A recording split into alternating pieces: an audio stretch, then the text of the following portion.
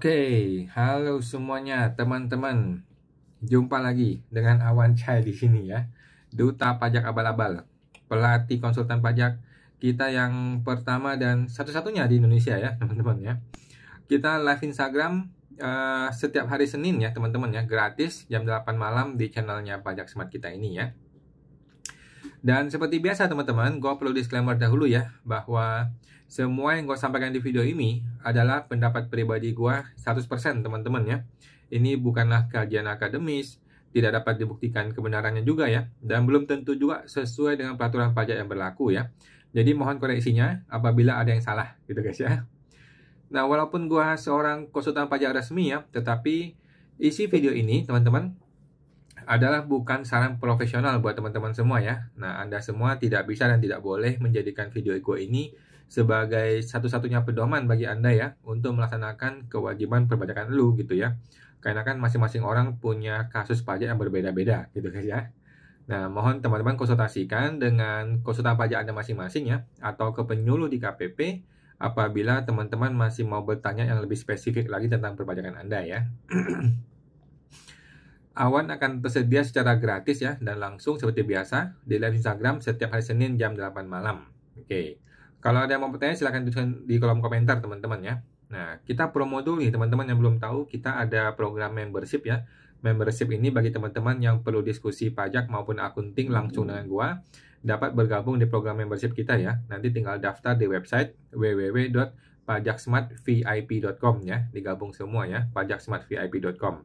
Teman-teman akan tergabung dalam grup WhatsApp membership. Nanti kita bebas lah diskusi tiap hari di grup itu ya. Teman-teman dapat juga bertemu dengan Awan secara online langsung setiap hari Selasa jam 8 malam. Nah, itu lebih seru tuh teman-teman ya. Kita membahas kasus-kasus pajak kita semua ya. Nanti membership ini teman-teman tinggal berbayar aja ya. Sekali aja bayar untuk lifetime membership. Oke, silakan bergabung ke membership di www.pajaksmartvip.com ya. pajaksmartvip.com.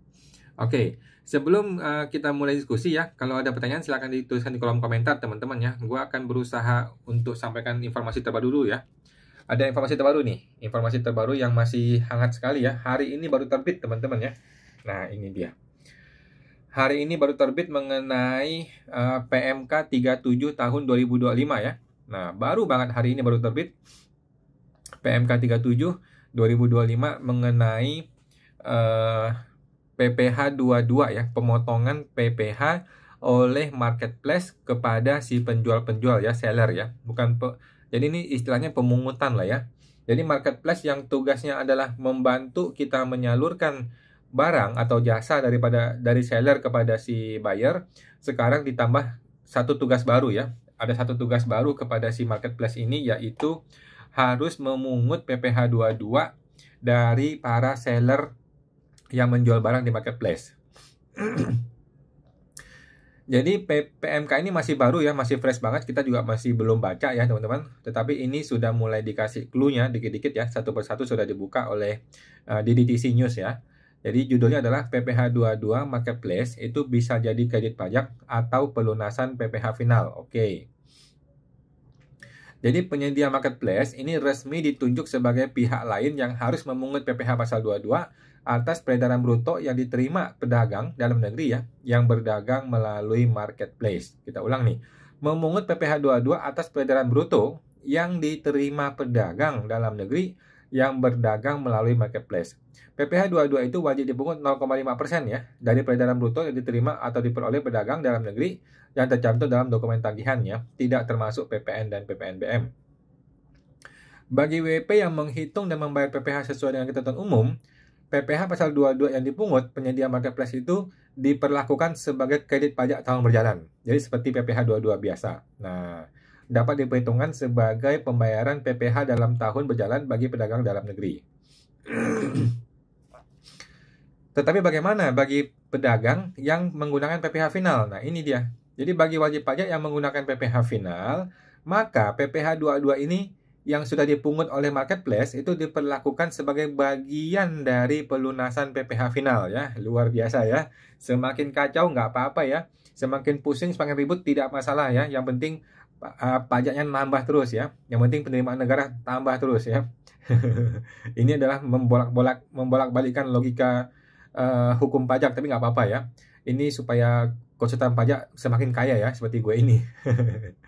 PPh final yang dimaksud antara adalah PPh final atas sewa dan tanah bangunan, PPh final jasa konstruksi, PPh final UMKM, dan PPh pasal 15. Bila terdapat selisih kurang PPh final yang terhutang dan PPh pasal 22 yang dipungut pihak lain, selisih kurang tersebut harus disetor sendiri oleh pedagang dalam negeri. Sebaliknya, bila terdapat selisih lebih antara PPh 22 itu yang dipungut itu ya, which is mungkin terjadi ya, selisih lebih tersebut bisa diajukan permohonan pengembalian atas kelebihan pembayaran pajak yang seharusnya tidak terhutang. Oke.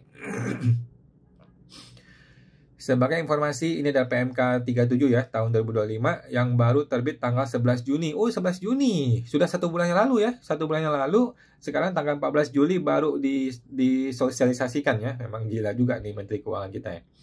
PMK ini menjadi landasan bagi pemerintah untuk menunjuk penyelenggara pedagang elektronik ya, marketplace sebagai pihak lain yang harus memungut, menyetor, dan melaporkan PPh pasal 22 atas penghasilan yang diperoleh pedagang dalam negeri dengan mekanisme PMSE. Penyelenggara PMSE ditunjuk sebagai pihak lain harus memungut PPh 22 bila menggunakan escrow account. Escrow account untuk menampung penghasilan dan memenuhi salah satu dari 2 kriteria. Yang pertama, dia punya transaksi dengan pemanfaat jasa penyediaan sarana elektronik yang digunakan untuk transaksi di Indonesia melebihi jumlah tertentu dalam 12 bulan. yang yaitu 500 juta ya. Nah, kemudian memiliki jumlah traffic atau pengakses melebihi jumlah tertentu dalam 12 bulan. Batasan nilai transaksi atau traffic akan ditetapkan oleh Dirjen, oleh Direktur Jenderal Pajak ya, selaku pihak yang mendapatkan delegasi dari Menteri Keuangan. Wah, delegasi lagi nih. Dari mana delegasinya ya? Tidak jelas ini ya. Oke. Jadi sudah ada PMK baru teman-teman ya, PMK 37 ya. Jadi perpanjangan PPh final yang nggak diurus, dia nggak peduli, nggak mau diurusin, tetapi tiba-tiba ada PMK baru yang ngurusin tambahan pemotongan pajak, yang memang gila juga si menteri ini ya, tapi nggak apa-apa. Tapi anyway teman-teman, teman-teman perlu pahami bahwa PPh final tidak bertambah ya, jadi tidak ada tambahan pajak yang perlu dibayar. Hanya saja mekanisme pembayarannya yang selama ini kita bayar sendiri, sekarang menjadi ada yang bayar sendiri, ada yang dibantu dibayarin oleh si marketplace. Kira-kira gitu ya pemotongan PPh ini ya ceritanya ya. Namun ini akan menjadi sebuah kekacauan luar biasa di sistem internal marketplace. Bagaimana marketplace bisa memilah dan memilih nanti siapa yang perlu dipotong dan siapa yang nggak perlu dipotong? Cilaka. Nanti gimana kalau terjadi pemeriksaan pajak terhadap si marketplace? Bisa jadi korban nih si marketplace ini ya. Gue nggak kebayang betapa rumitnya. Tetapi ya begitulah Menteri Keuangan kita ya. Menteri ini kalau bisa dibikin rumit ya dia bikin lebih rumit lagi gitu ya teman-teman ya. Oke teman-teman, kita akan diskusi tanya jawab ya. Silakan bertanya apabila ada yang mau bertanya. Mudah-mudahan saya bisa menjawab. Oke, kita akan mulai dari Ibu Novianti Tandi 8. Malam kok, malam Bu Novianti. Mau tanya, bedanya pegawai tidak tetap dengan bukan pegawai lainnya apa ya kok? Oke. Pegawai tidak tetap, itu dia kerja buat kita, itu 1 bulan anggaplah 20 hari gitu. Atau 10 hari atau 15 hari. Itu pegawai tidak tetap Bu. Nah, kalau bukan pegawai, itu kerjanya itu berdasarkan proyek. Contohnya jasa konsultan atau notaris atau pengacara, nah itu bukan pegawai namanya. Kalau pegawai tidak tetap itu pegawai, tetapi dia ada rutin, ada kerjaan rutinnya dari kitanya, tetapi dia bukan pegawai tetap gitu loh. Nah, gitu Bu ya, mudah-mudahan nangkep ya. Kalau bukan pegawai, itu contohnya notaris, pengacara, konsultan, nah itu bukan pegawai. Oke. Semua teman tuh Bu Novianti Tandi.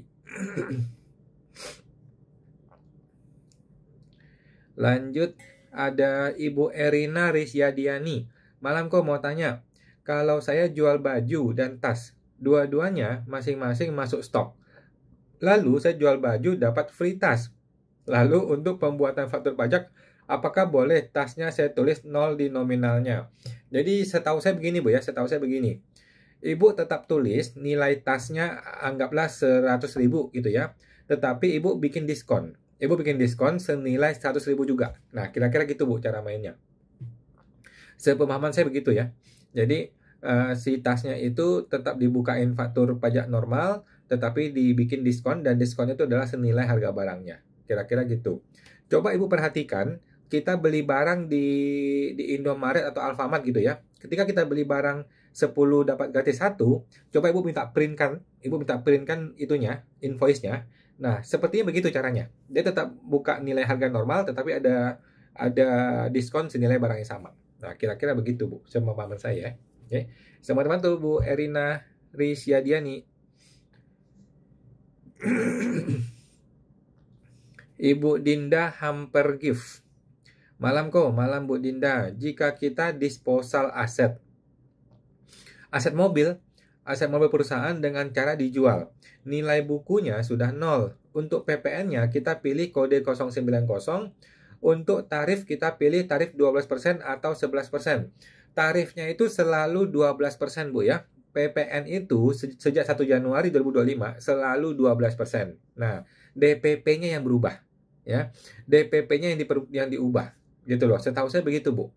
Nah, jadi tetap dia 12%, tetapi DPP-nya yang berubah. Oke, mudah-mudahan nggak salah ya. Coba langsung dites Bu di dalam sistemnya ya. Nah, teman-teman tuh Bu Dinda Hampergift. Ibu Dediais. 1. Jika ada toko jual baju di ruko sudah bangkrut, akhirnya dibeli oleh orang lain. Namun untuk merek usahanya tetap dipakai. Apakah menjadi masalah kok? Nggak masalah Bu, nggak apa-apa ya. Bagaimana perihal administrasi perpajakannya? Tidak ada masalah ya. Jadi kita mesti follow the money, ikuti cash flow-nya, ikuti uangnya.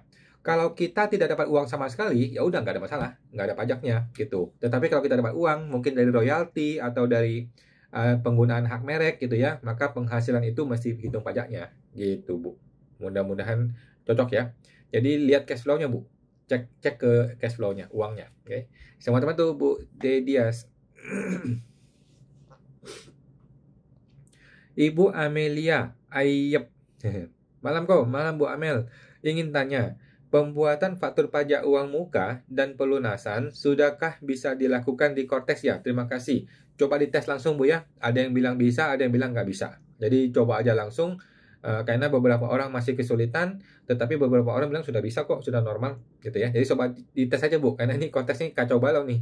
Kadang bisa, kadang enggak ya. Jadi dicoba aja, di refresh aja. Kalau Ibu bisa bersabar ya coba terus. Tapi kalau Ibu sudah nggak sabar, ya sudah, bikin faktur pajak biasa, terpaksa ya, sementara seperti ini. Oke. Teman-teman tuh Bu Amelia. Bapak Yap Darmananda. Maaf kawan. Ya Pak Yap. Bulan Mei dan Juni 2025, ternyata saya salah bayar masa pajak ke tahun 2026. Apakah bisa di PBK atau saya bayar ulang lagi? Ada 10 kali saya salah bayar di bulan Mei. Oke. Sepemahaman kita Pak ya, sepemahaman kita itu tidak bisa di PBK. Jadi Bapak mesti bayar ulang, kemudian yang sudah dibayar itu bisa digunakan untuk tahun depan atau diminta pengembalian. Nah, jadi ya nggak usah kembaliin lah, buat tahun depan aja lah, yang kira-kira gitu ya. Jadi buat tahun depan saja, yang belum dibayar tinggal dibayar ulang gitu. Kalau mau diminta kembalikan juga boleh, cuma kan pengembalian mungkin kita agak-agak worry gitu ya. Nah, oke. Teman-teman tuh Pak Yap Darmananda. Ibu Novianti. Untuk pembuatan faktur pajak DP atau pelunasan, infonya harus tambah kalimat panjang di nama barangnya. Oke. Itu apa boleh di skip aja kok? Cukup nama barangnya aja seperti faktur dulu. Saya rasa enggak Bu ya, tetap mesti diperpanjangin, tetap dilengkapi. Jadi semakin lengkap, semakin panjang akan semakin bagus. Ya, sementara seperti itu Bu. Kayaknya takutnya nanti kita maunya gampang sekarang, tetapi nanti ketika pemeriksaan malah dikerjain sama oknum gitu ya. Jadi lebih baik, lebih gampang, lebih rapi akan lebih bagus, dan lebih lengkap akan lebih bagus gitu ya. Oke. Teman-teman tuh Bu Novianti Tandi. Ibu Dedias.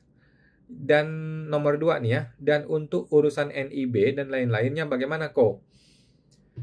Nggak ada masalah sih Bu ya, nggak ada masalah ya. Jadi Ibu kan punya merek, kemudian merek dagang ini dipakai oleh orang lain, ya nggak apa-apa. Nggak masalah sih Bu, tergantung perjanjian Ibu ya. Jadi tergantung surat perjanjian, Ibu bikin surat perjanjian aja. Jadi merek ini boleh dia pakai berapa lama, kemudian ada harganya nggak? Kalau ada biayanya ya udah, dia tinggal bayar ke Ibu jasa untuk menggunakan merek, kemudian dia tinggal bayar aja jasanya dan Ibu hitung pajaknya. Kalau Ibu mau bayar pajak gitu. Jadi hal-hal seperti ini nggak usah pusing Bu ya. Yang penting uangnya mengalir kemana? Kalau uangnya tidak mengalir ke Ibu ya nggak usah pusing gitu. Tetapi kalau uangnya mengalir ke Ibu maka ya perlu dihitung pajaknya. Oke, nah teman-teman tuh Bu Dedias.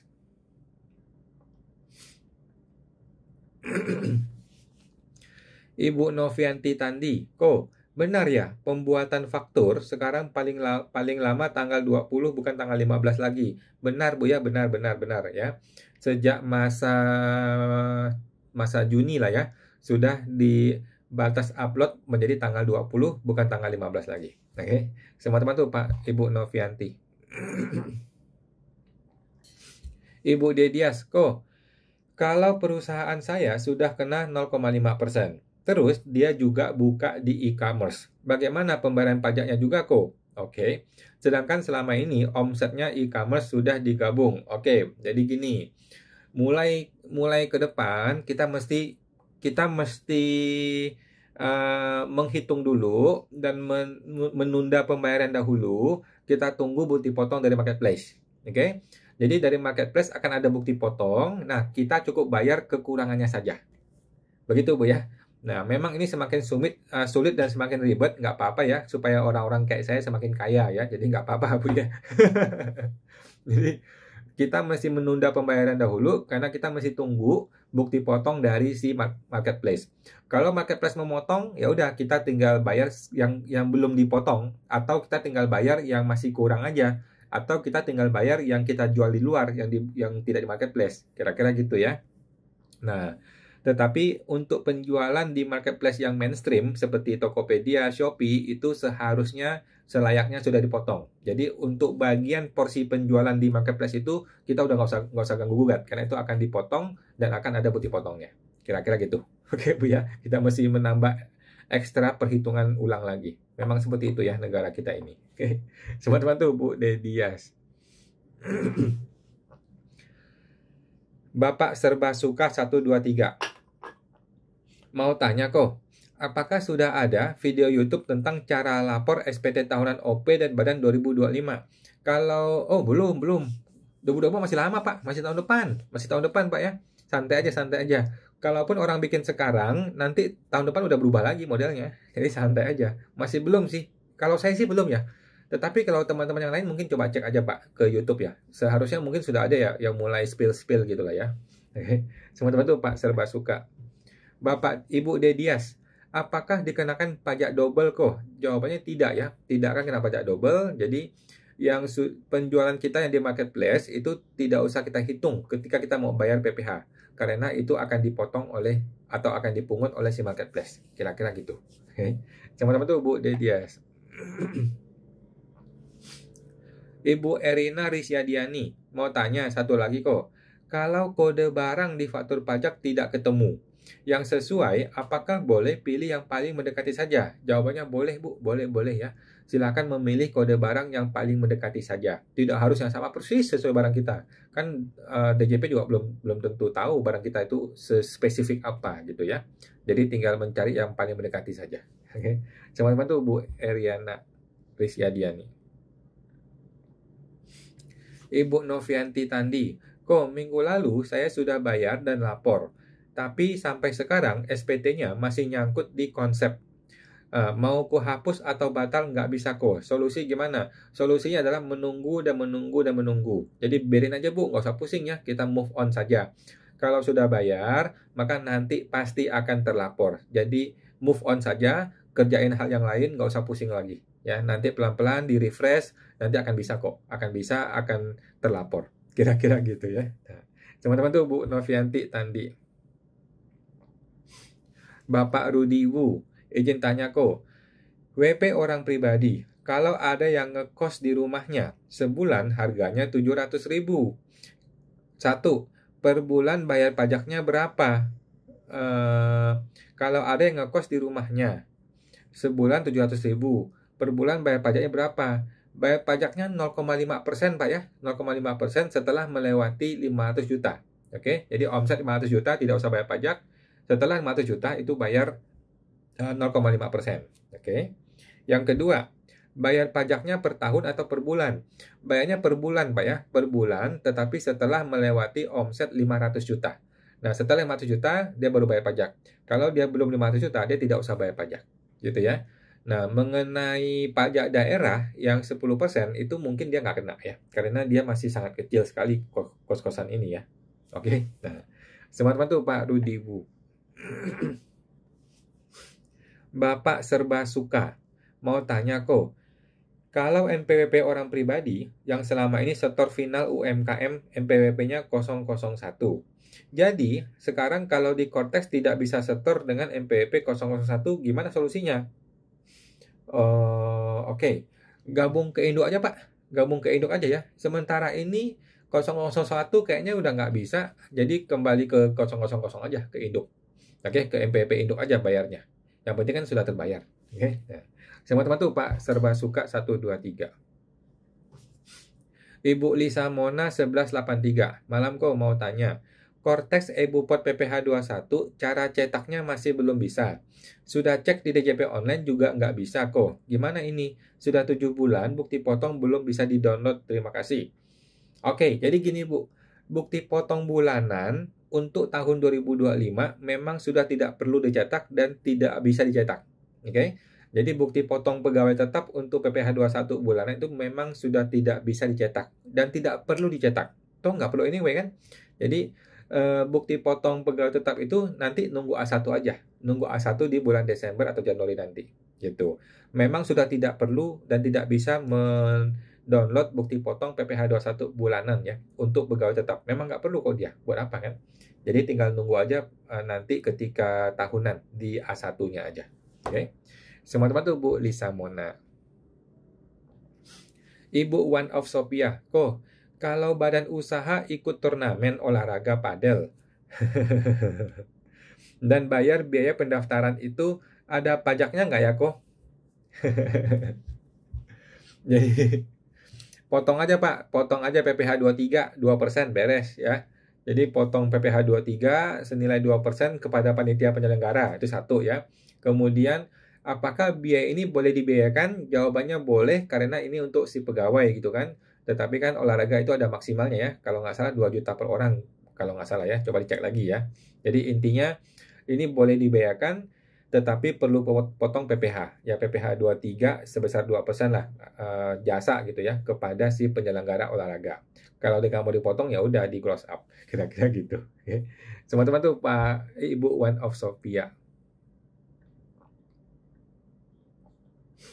Kemudian Bapak Harmin 6. Malam kawan, malam Pak Harmin. Kalau orang pribadi yang menggunakan PPH UMKM 0,5%. Tetapi tahun ini sudah lewat 7 tahun. Apakah di tahun 2025 ini masih bisa pakai pajak UMKM atau norma ya kok? Jawabannya masih bisa Bu ya Pak ya. Orang pribadi yang menggunakan PPH UMKM itu masih bisa di tahun 2025 ini sampai Desember. Oke, sampai bulan Desember masih bisa pakai PPH UMKM 0,5%. Masih bisa. Karena diperpanjang 1 tahun kan, sampai Desember 2025. Oke, teman-teman tuh Pak Harmin 6. Kemudian Ibu Melisa Isabella. Malam kok, malam Bu Melisa. Kalau pembukuan pakai kurs tengah tapi PPN-nya pakai kurs KMK. Berarti ada selisih omset yang dilapor di laporan keuangan dengan yang di SPT PPN. Harus buat ekualisasi kah? Saya rasa boleh-boleh aja Bu dibuat ekualisasi ya. Tetapi tidak pengaruh kok, tidak masalah. Nanti kalau memang ketemu di orang pajak ya tinggal dijelaskan aja. Tinggal dijelaskan bahwa itu selisih kurs adalah gara-gara perbedaan PMK gitu. Jadi seharusnya sih nggak ada masalah ya. Hal-hal seperti ini hanyalah masalah pengakuan di akunting versus di pajak. Tetapi kan sesungguhnya kan semua omset sudah dilaporkan. Kira-kira gitu ya. Nah, Terbantu Bu Melisa. Kamsiako, sama-sama Bu. Bapak Macalate, malam kok mau tanya. Sesuai per 11, batas terbit faktur kan tanggal 20. Saya belum coba terbitkan di atas tanggal 15. Apakah sudah bisa diterapkan dengan lancar kok? Saya juga belum lihat sih Pak ya, tetapi harusnya sudah bisa. Ya, mestinya sudah bisa. Saya juga belum cek lagi sih ke internal ya, tetapi saya rasa mestinya sudah bisa ya. Tanggal kan sekarang udah tanggal 14 nih. Kalau Bapak bisa, sebaiknya besok Pak beresin semua. Tetapi kalau besok Bapak nggak bisa, ya sudahlah, mundur juga nggak apa-apa lah. Seharusnya bisa tanggal 20 kok. Oke. Semua teman tuh Pak Macalate. Bapak Serbaguna, malam Pak Serbaguna. Mau tanya, omset saya sudah melebihi 4,8 M. Tetapi pajak masukan saya cuma ada separuh dari omset. Karena sebagian pembelian saya dari supplier non-PKP. Jadi saya bagusnya jadi PKP atau gimana solusinya? Oke, jadi gini Pak. Yang paling ideal ya, yang paling ideal adalah barang yang belinya ada PPN juga dijual pakai PPN menggunakan kendaraannya PT atau CV, gitu ya. Barang yang belinya non PPN juga dijual dengan non PKP, non PT, non PPN ya. Berarti menggunakan pribadi atau PT atau CV boleh. Nah, gitu sih Pak. Jadi intinya Bapak perlu memisahkan nih usaha yang belinya ada PPN dengan usaha yang belinya itu non PPN. Itu mesti dipisahkan entitasnya. Satunya PT, satunya pribadi, atau satu PT, satu PT yang lain lagi. Nah, supaya apa? Supaya yang pembeliannya ada PPN itu juga bisa jadi PKP. Si PT ini bisa gede, besar, jadi PT besar gitu loh. Sedangkan yang non PPN belinya itu juga dijual dengan kondisi non PPN gitu loh. Jangan digabung karena penggabungan ini akan menyebabkan kita cilaka, akan menyebabkan penjualan atas barang yang non PPN juga akan dipaksa kena PPN. Nah, ini yang kita nggak sanggup. Kan gitu kira-kira ya. Jadi harus dipisah Pak bisnisnya. Oke. Semua teman tuh Pak Serbaguna. Ibu Yuliana Chandra, jika saya ada karyawan panggilan, bukan dari profesional seperti pengacara atau lainnya. Ini dilaporkan PPh 21 dengan status karyawan tidak tetap atau pekerja lepas. Pegawai tidak tetap aja lah Bu. Pegawai tidak tetap saja ya. Ibu manggilnya seberapa rutin? Seberapa rutin?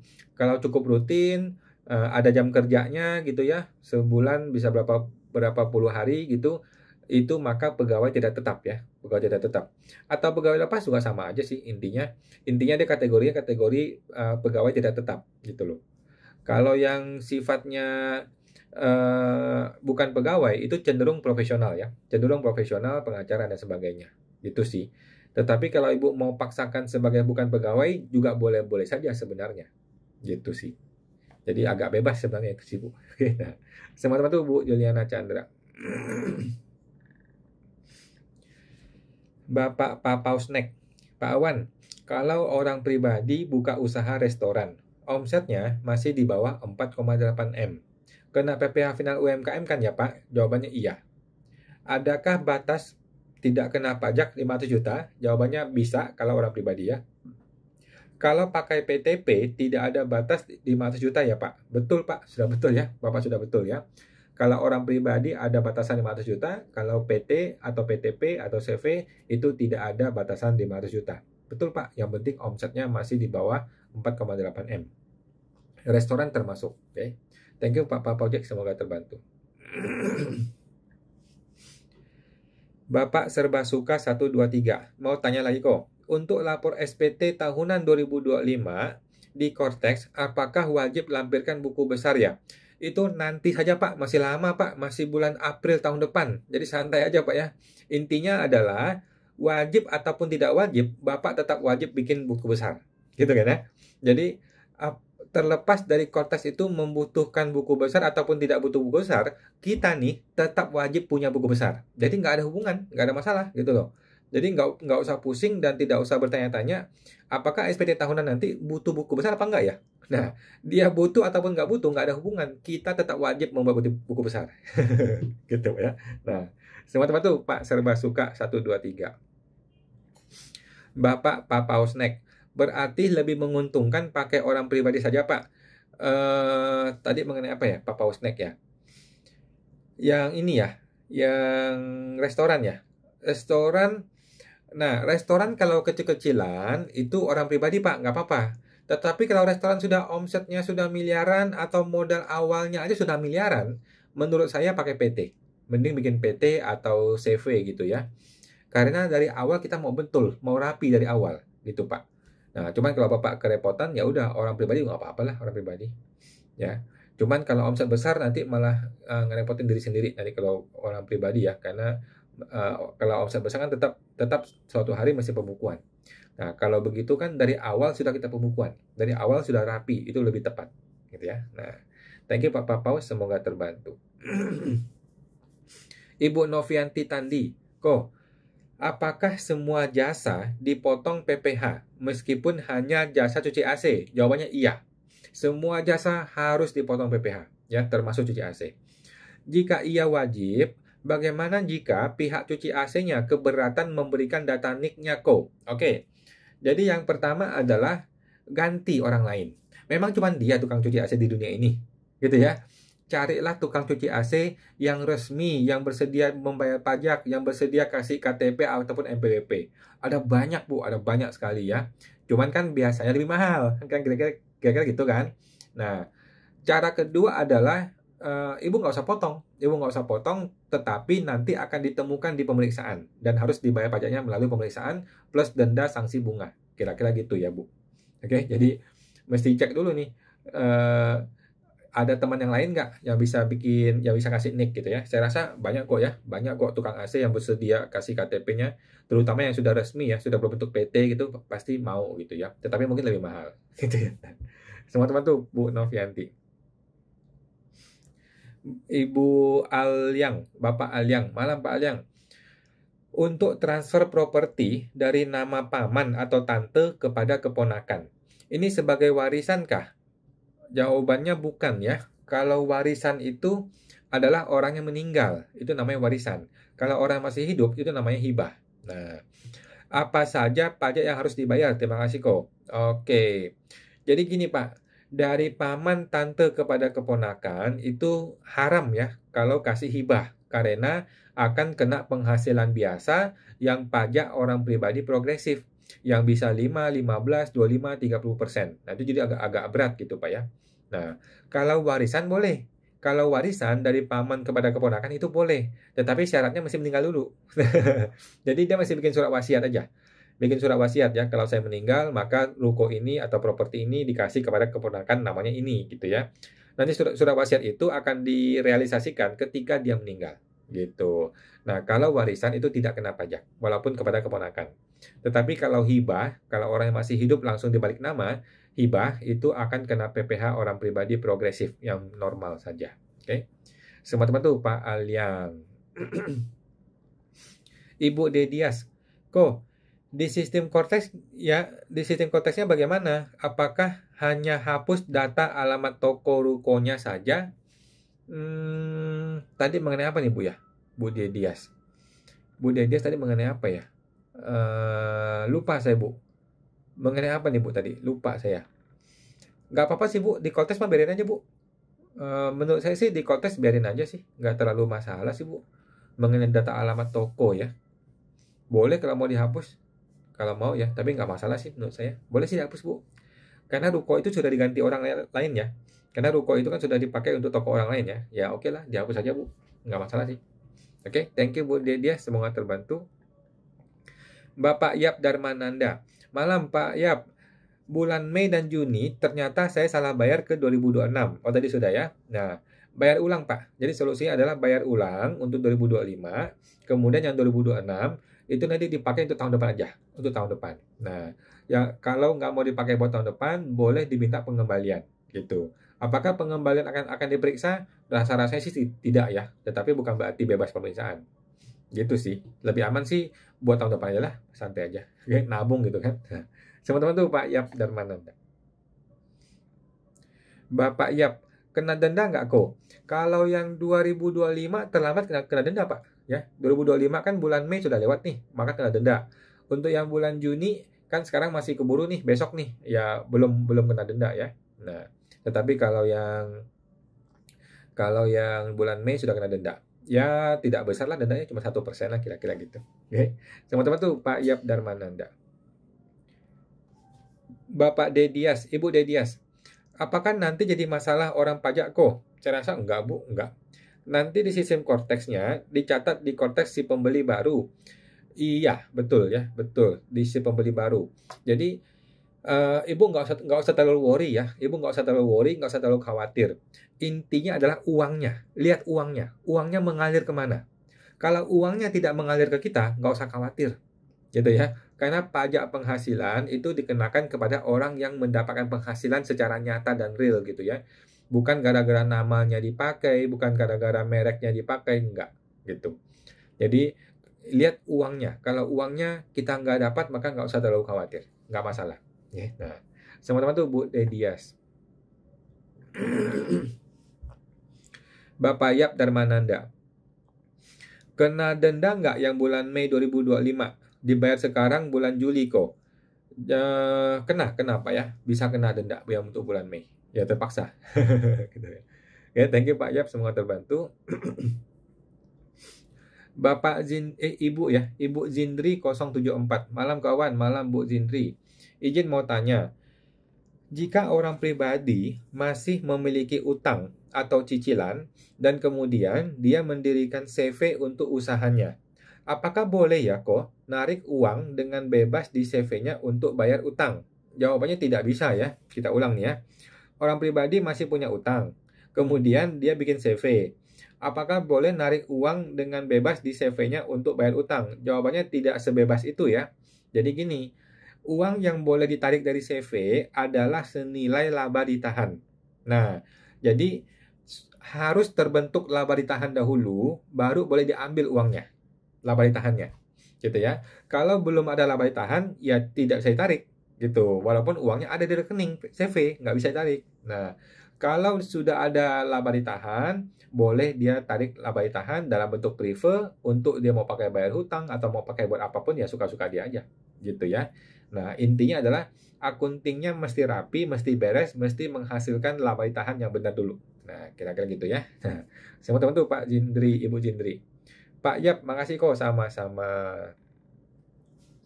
Ibu Jindri, mohon saran dan tipsnya kok gimana biar enak dan amannya. Ini tadi ya Bu ya. Yang tadi ya. Nggak apa-apa. Jadi bikin CV seperti biasa, usaha seperti biasa, kemudian bikin laporan keuangan, kemudian bayar pajaknya. Nah, setelah pajak dibayar, ada laba ditahan. Nah, prefer hanya bisa diambil dari laba ditahan itu. Udah, gitu aja Pak, Ibu ya. Semua teman tuh Bu Jindri 074. Bapak Rudi Wu, izin tanya kok, WP orang pribadi kalau ada yang ngekos di rumahnya. Oh, tadi sudah ya. Nah, tadi sudah ya. Dia cukup bayar 0,5% Pak ya setelah melewati omset 500 juta. Udah gitu aja, per bulan dibayarnya. Nah, thank you Pak. Lanjut, Bapak Enardi Wu. Kok mau tanya, kalau perusahaan ada beli aset berupa mobil, waktu itu posisi perusahaannya belum PKP. Oke. Lalu sekarang kan sudah PKP dan sekarang perusahaan ingin jual aset mobil tersebut. Apakah perlu terbitkan faktur pajak? Jawabannya perlu. Ya perlu. Jadi ketika kita beli belum PKP, sekarang kita sudah PKP, maka tetap wajib terbitkan faktur pajak. Sama halnya sebaliknya. Kalau dulu kita beli kita masih PKP, sekarang kita sudah bukan PKP, kemudian kita jual mobil itu, maka tidak usah terbit faktur pajak. Betul kan? Nah, kira-kira gitu Pak. Teman-teman tuh Pak Enardi, Bu. Ibu Dedias, kok nanti lihat bukti potongnya di e-commerce-nya di bagian mana kok? Wah, nggak tahu Bu ya, baru hari ini terbit PPN-nya. Peraturannya ya. Hari ini baru terbitin peraturannya, ya bukti potong pertama mungkin nanti bulan depan ya. Mungkin bulan depan baru ada bukti potong yang pertama kali terbit ya. Kita belum tahu efektifnya kapan untuk masa berapa ya. Kemungkinan sih masa Juli ya. Masa Juli kan berarti 1 Agustus baru mulai ada pemotongan-pemotongannya gitu ya. Di menu apa nanti aja kita belum tahu. Apakah marketplace-nya mampu atau nggak mampu juga kita belum sanggup, belum lihat ya. Seberapa sanggup itu marketplace bikin itu. Kalau marketplace besar seperti Tokopedia, Shopee mah gampang, ada tim IT. Kalau marketplace kecil seperti apa ya? Marketplace kecil yang kita nggak tahu gitu, yang nggak tahu namanya gitu, gimana cara bikin bukti potongnya? Secara sistem dia mesti bikin kan? Kan nggak mungkin manual dong. Kira-kira gitu Bu. Nanti aja Bu kita tunggu pemberitahuan dari marketplace-nya ya. Sama-sama tuh Bu Dedias. Bapak Y. Tirta Jaya tanya kok, jika koperasi ada 2 orang ketua, untuk penanggung jawab di Kortex cukup salah satu atau mesti keduanya? Salah satunya aja Pak, salah satu aja ya. Mau dua-duanya boleh, mau salah satunya boleh. Tetapi kalau nama dia ada di akte notaris, maka otomatis dia menjadi muncul sebagai PIC ya. Setahu saya begitu. Nah, tapi bebas saja, mau satu mau dua boleh. Teman-teman tuh Pak Yetirta Jaya. Lanjut, Bapak Nick 902. Malam kok. PT sudah tutup. Apakah kita harus info ke DJP untuk alamat sewa ruko sudah tidak ditempati lagi? Tidak perlu, Pak. Tidak perlu. Nggak perlu. Biarin aja udah. Move on ya. Move on, ngurusin yang lain, ngurusin perusahaan, ngurusin bisnis, mencari uang lebih banyak gitu ya. Nggak usah ngurusin kantor pajak, nggak usah. Biarin aja dia. Nggak perlu. Jadi kantor pajak itu bukan mantan pacar kita yang masih stalking kita ya. Nggak perlu ya. Oke. Teman-teman tuh Pak Nick 902. Ibu Novianti Tandi, kok kalau misalnya ada buka toko kelontong, ini kewajiban pajaknya ada apa ya kok yang perlu dibayar dan dilaporkan biar aman? Paling gampang Bu, 0,5% beres Bu. Jadi bayar 0,5% kalikan omset setelah melewati 500 juta setahun. Udah gitu aja Bu, nggak usah pusing ya. Teman-teman tuh Bu Novianti. Bapak Henry Tang, kok PT kami selama ini lapor dan bayar PPN, menyewakan sarana olahraga termasuk padel. NPWP-nya itu di Jakarta. Lokasi lapangan semuanya di PIK 2 Banten. Oke, sekarang Pemda DKI mau pungut PB1. Saya harus ikut pajak mana, PB1 atau PPN? Oke. PB1 Pak, PB1. Jadi ini seharusnya bukan objek PPN. Ini adalah objek PB1 gitu. Jadi gini, langkah pertama adalah Bapak mesti email kepada informasi@pajak.go.id ya. Email kepada informasi@pajak.go.id, tanyakan apakah saya ini objek PPN atau objek PB1 atau dua-duanya gitu ya. Nah, kemudian kan nanti kan dibalas tuh emailnya, dibalas dari informasi menyatakan bahwa Bapak ini adalah PB1. Nah, kemudian Bapak mulai membayar PB1 dan mulai untuk tidak membayar PPN untuk objek itu ya, untuk objek yang dimintain oleh Pemda DKI ini. Gitu Pak kira-kira. Nah, cuman kan ini nanti Pemda DKI akan berantem sama Pemda Banten gitu kan. Nah, itu nanti Bapak coba omongin deh ke Pemda DKI-nya. Bagaimana nih caranya nih? Gitu. Menurut saya sih lebih tepat ke Pemda Banten ya. Karena kan lokasi ada di sana. Gitu Pak. Oke. Teman-teman tuh Pak Henry Tang. Ibu Zindri, kok awan, misalkan omset usaha sembako lebih dari 50 miliar, apakah nggak apa-apa ya? Jawabannya nggak apa-apa sih, cuman ya harus rapi akuntingnya. Nah, ataukah bagusnya buka CV baru lagi ya? Oh, nggak usah Bu.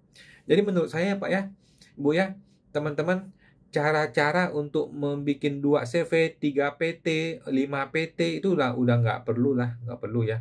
Lebih baik kita main 1 PT tetapi rapi gitu, dibikin akunting yang benar, lapor pajak yang rapi gitu ya, daripada kita mesti memilah-milah ada 2, 3, 4 PT CV, repot. Udah 1 PT aja atau 1 CV aja tetapi rapi Bu, akuntingnya betul-betul rapi, pajaknya betul-betul rapi gitu ya. Oh ya. Oke. Teman tuh Bu Jindri 074. Ibu Lisa Mona, kok mau tanya, fitur Genta di DJP online filenya itu CSV kah? Makasih. Saya belum buka Bu ya. Saya belum buka Genta ini. Saya rasa semestinya sih XML ya. Kok bisa kembali ke CSV? Semestinya sih kembali ke metode XML ya. Apakah XML atau CSV? Saya juga belum coba Bu. Genta ini belum saya coba. Oke, coba Ibu langsung tes saja biar tahu ya. Nah, teman-teman tuh Bu Lisa Mona. Bapak Ibu Abi Febrianti. Malam kok mau tanya, untuk batas setor PPN masih di akhir bulan berikutnya atau tanggal 15 ya? Jawabannya akhir bulan Bu ya. Untuk PPN tidak ada perubahan. Tetap di akhir bulan berikutnya. Untuk uploadnya saja yang berubah ya. Dari tanggal 15 menjadi tanggal 20 untuk mengupload. Oke. Semoga teman tuh Bu Abi Febrianti. Bapak Serbaguna. Apa maksudnya marketplace? Nah, itu tadi sudah ada Pak ya definisinya ya. Sudah ada marketplace ya, di mana dia ada ada syarat dan ketentuannya. Intinya gini, orang belanja itu uangnya tidak langsung ditransfer ke rekeningnya si orang itu, tetapi melalui rekeningnya marketplace. Nah, itulah definisi marketplace. Jadi uangnya itu ada escrow account. Jadi ada uang dari pembeli itu masuk ke rekening marketplace dahulu, baru marketplace transfer kepada si seller. Nah, itu namanya marketplace, gitu ya. Kalau langsung itu bukan marketplace. Nah, oke. Teman-teman tuh Pak Serbaguna. Bapak BC RW 1217. Malam Pak Wan, malam Pak BC. Mau tanya, untuk PT, idealnya kapan sebaiknya pakai PT pribadi dan kapan pakai PT reguler? Oke. Kalau misalnya omset belum maksimal batas PTP, buat PTP nanti upgrade ke PT biasa atau langsung PT biasa. Oke, jadi gini Pak. Menurut saya ya, yang menentukan itu adalah jumlah orangnya. Kalau orangnya itu ada 2 atau 3 atau 4 atau lebih, maka pakai PT reguler, PT biasa. Udah pasti ya. Kalau 1, maka bikin PT biasa. PTP ya. Kalau 1 orang PTP, gitu aja Pak. Jadi tergantung dari jumlah orang. Kalau 1 orang PTP, kalau 2 orang atau lebih maka PT biasa. Gitu. Mengenai omset, kan PTP bisa 15M gitu loh. Jadi santai aja, santai. Nanti begitu angka sudah 14M, 13M, barulah di-upgrade menjadi PT biasa. Itu boleh, biasa. Nggak masalah. Ya. Tinggal datang ke notaris meng-upgrade menjadi PT biasa. Oke. Semua teman tuh Pak BCRW 1217. Ibu Ayeng Otto. Malam kok. Infonya aturan potong marketplace 0,5% dari bulan Juni ini. Oh, Juni ya? Juni. Wow. Oke. Terus omset misal dari bulan April sudah lebih dari 500 juta, itu yang sebelumnya dibayar manual atau sudah dipotong langsung marketplace. Kita tunggu Bu ya, kita tunggu aja nanti bagaimana aturan dari marketplace-nya ya. Tetapi saya berpikir dia tidak akan mengakumulasi ya. Saya berpikir marketplace hanya akan mengambil yang bulan Juni saja. Bulan Juni pun sudah terlalu nekat ya saya rasa ya. Karena banyak orang mungkin sudah bayar ya. Kayak sekarang tanggal 14 nih. Sekarang tanggal 14, banyak orang sudah bayar gitu loh. Jadi kalau dipotong lagi untuk bulan Juni, ya orang mungkin agak nggak nyaman gitu ya. Tetapi kalau aturannya maksa begitu ya sudahlah. Gitu ya. Jadi intinya kita ikuti aja Bu. Nanti bagaimana rule dari marketplace maupun rule dari PMK-nya gitu ya. Seharusnya sih bulan per bulan. Semestinya bulan Januari sampai bulan Mei itu dilepaskan, let go aja lah, let go gitu ya. Tetapi kalau si Menkeu-nya tidak mau let go, dia mau tetap ditarik, ya ditarik semuanya juga. Marketplace kan cuma ngikut doang, gitu ya. Teman-teman tuh Bu Ayeng Otto. Ibu Bapak Rian Mahendra. Malam kok, malam Pak Rian, numpang tanya. Saya PKP dan lawan transaksi saya non PKP. Kalau dia nggak mau dipungut PPN bagaimana ya? Jawabannya tidak masalah Pak ya. Dia mau atau tidak mau dipungut PPN, tetap kena PPN gitu ya. Cuman dia tidak usah dikasih waktu pajak gitu loh. Kalau dia nggak mau dipungut PPN ya udah nggak apa-apa. Nggak usah kasih waktu pajak kan udah nggak apa-apa. Ya kan? Sama seperti lu beli barang di Asko gitu ya, atau beli barang di Indomaret gitu ya. Barang itu sudah ada PPN-nya.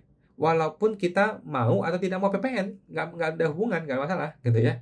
Jadi kewajiban memungut PPN itu ada pada seller, ada kepada si penjual, bukan si pembeli. Jadi pembeli nggak usah pusing, dia mau atau nggak mau PPN, tetap itu barang kena PPN. Nah, kalau dia nggak mau PPN ya udah, dia tidak usah dikasih faktur pajak gitu. Tetapi barang itu tetap harus kena PPN, wajib gitu ya. Selamat bantu Pak Rian Mahendra. Bapak Agus Mulyo Wokeh, kok yang PP 12 kemarin itu PPN penjualan online itu beneran? Itu enggak Pak, itu untuk luar negeri itu, ya. Apakah produk-produknya kapan kena PPN? Nggak usah pusing Pak, setahu saya itu nggak nyambung itu mengenai luar negeri ya. Per 12 kalau nggak salah ya, itu mengenai pihak luar negeri, marketplace luar negeri. Jadi nggak sama dengan PMK baru ini ya. PMK baru ini lebih tegas. Ini mengenai marketplace dalam negeri. Oke, teman-teman tuh Pak Agus Mulyo Wokeh. Bapak Ibu Lestari Putri 0909. Malam kawan, mau tanya. Ada berita transfer lebih dari 500 juta setahun auto diawasi OJK dan kantor pajak. Maksudnya gimana? Udah, kita nggak usah pusing Pak Ibu ya mengenai ini ya. Jadi gini, mau 500 juta, mau 500 ribu, mau 50 ribu, itu nggak usah pusing. Intinya adalah kita tidak usah nilai pajak. Kita nggak usah menipu pajak. Udah, kita lapor pajak, bayar pajak apa adanya yang benar. Udah gitu aja. Gitu loh. Jadi, masalah diawasi oleh OJK ataupun tidak, nggak usah pusing. Nggak masalah ya. Mau diawasi ya bagus, nggak diawasi ya nggak apa-apa. Gitu loh. Nah, gitu Bu ya. Jadi, itu adalah aturan yang sebenarnya menipu sebenarnya ya. Kalau dia bilang transfer lebih dari 500 juta itu kena awasi OJK, pertanyaannya adalah apakah transfer di bawah 500 juta itu tidak diawasi OJK? Kan nggak mungkin. Semuanya diawasi oleh OJK gitu loh. Lu kira orang pajak goblok? Lu kira orang menteri keuangan bodoh gitu ya?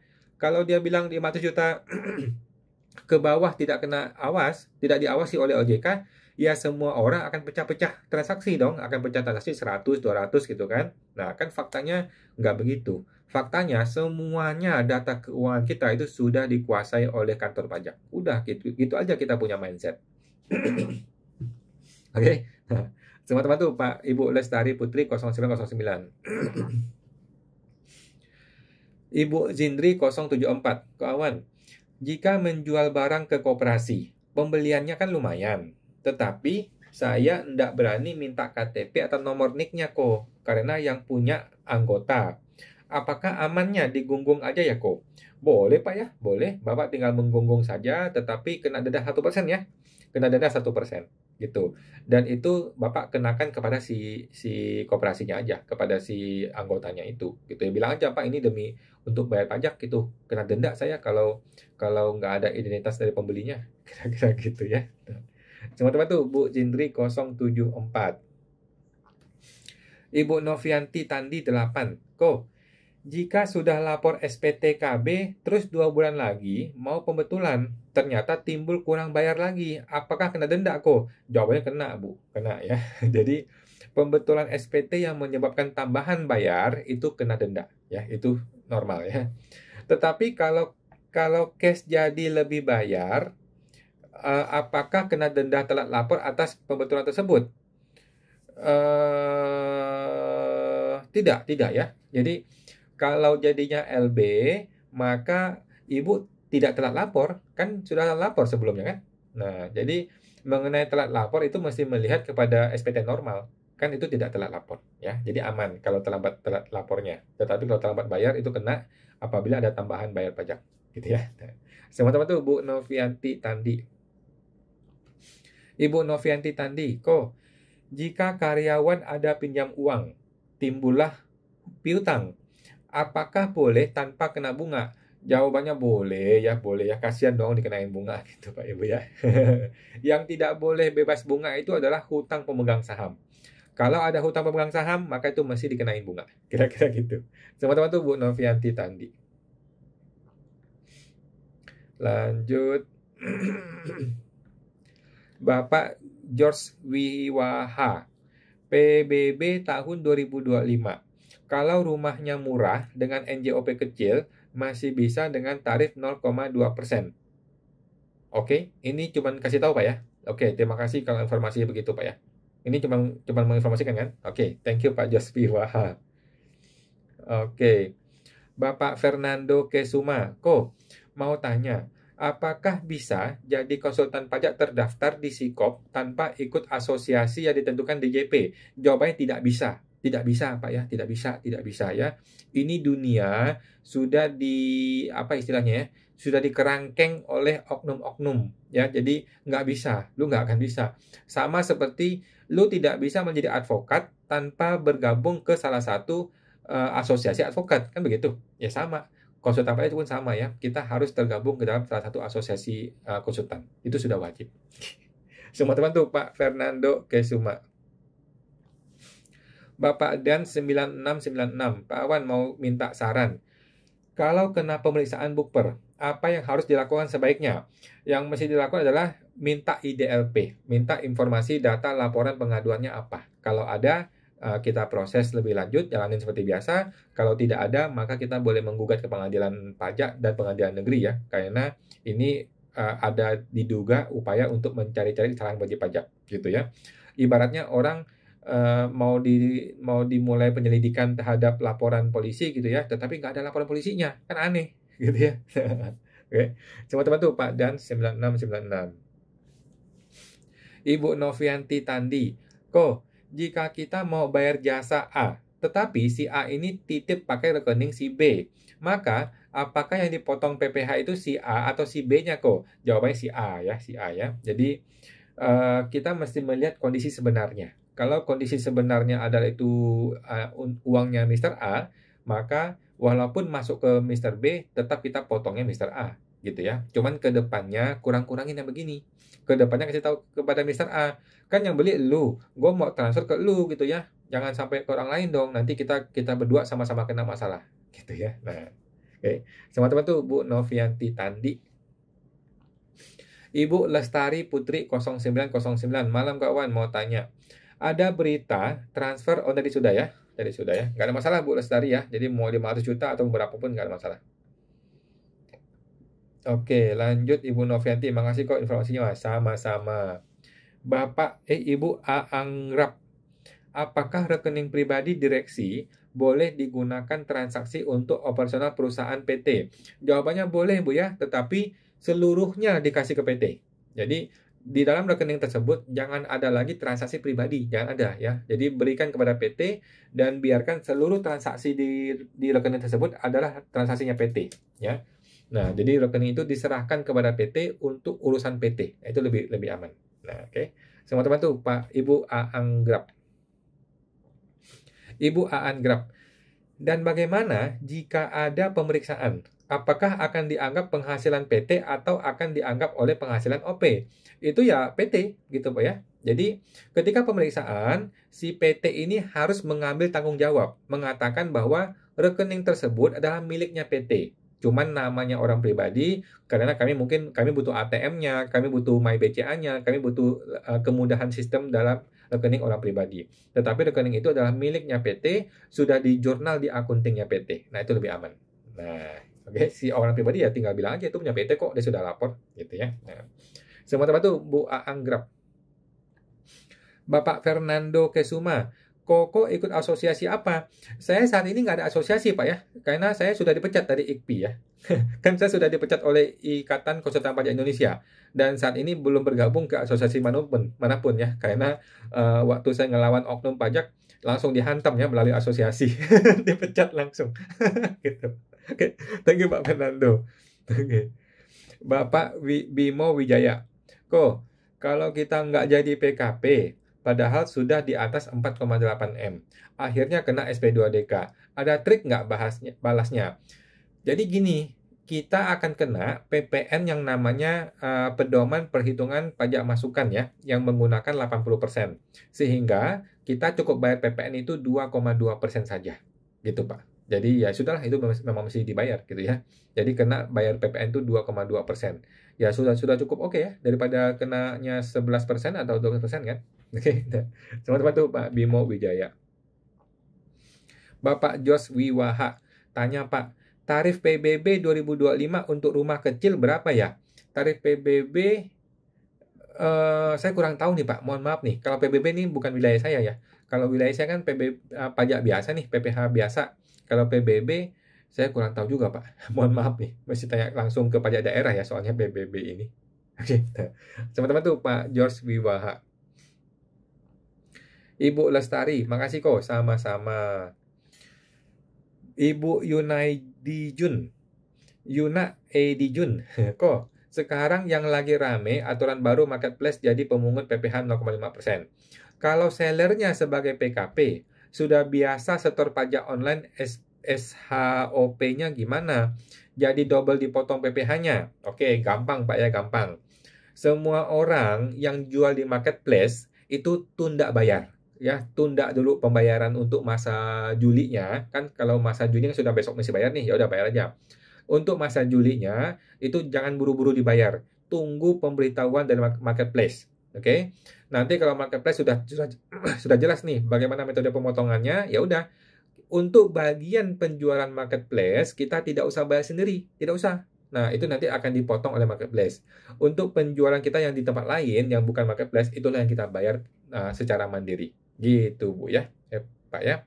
Nah, kalau Bapak ini adalah PKP yang lebih dari 4,8 M, itu tidak masalah ya. PPh 22 itu akan berlaku sebagai kredit pajak. Nah, sekarang pertanyaannya adalah bagaimana dengan PPh 25 sudah kita bayar? Nah, itu nanti dah, usah belakangan dah. Karena itu menteri itu sudah kalap mata ya. Menteri kita ini sudah kalap mata, udah nggak peduli dengan rakyat. Pokoknya kita potong dulu gitu ya.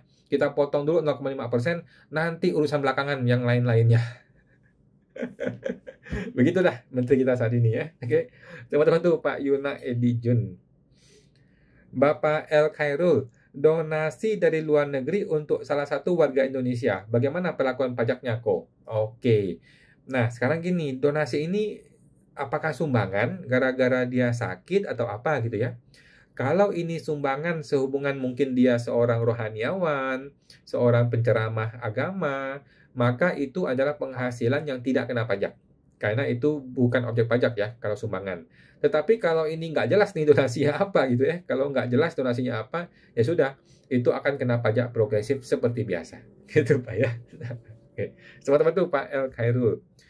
Oke, teman-teman sudah jam 9 lewat nih ya, kita akan tampung dulu ya, yang belum terjawab akan gue jawab di YouTube ya. Mohon maaf yang belum terjawab. Ada Bapak Riki Gotama. Ada Bapak Ibu Revalian. Oke, Bapak Aan Grab. Oke, mohon maaf teman-teman yang belum terjawab ya. Kita jawab di YouTube ya, teman-teman. Terima kasih semuanya teman-teman sudah bergabung. Kita akan ketemu lagi hari Senin depan jam 8 malam. Makasih semuanya. Mari. Thank you.